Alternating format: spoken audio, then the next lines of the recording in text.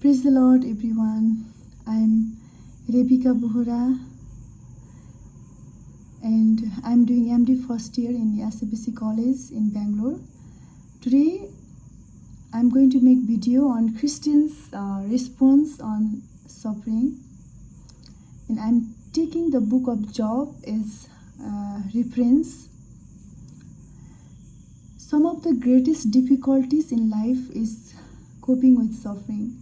When you see in the Bible, there are greatest heroes who endure tremendous suffering. The same is true today. Some of the God's precious people suffer the most. Why does God allow His people to suffer?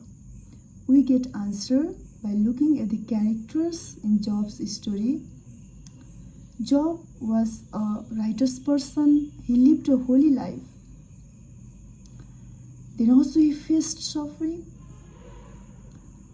He lost all his children. He lost his possession.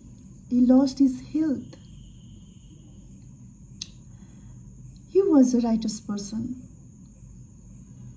Then also he suffered. It means suffering is not always the direct result of sin. Suffering is not always our fault. God sometimes allows His people to suffer without explanations. Sometimes God's actions are beyond our understandings. When we look Romans chapter 11 verse 33 and 1 Corinthians chapter 2 verse 16, it's written that we cannot always understand how God is working in our lives. So, how Christian would respond suffering? When we look Job chapter 2 verse 9 to 10, Job's wife said to her husband, "Curse God and die," because she could not see the pain and suffering of her husband. But at that time, Job said, "You are talking like a foolish woman. Shall we accept good from God, not trouble?" So Job did not do sin while he was suffering, but he was keeping on praying and trusting to God.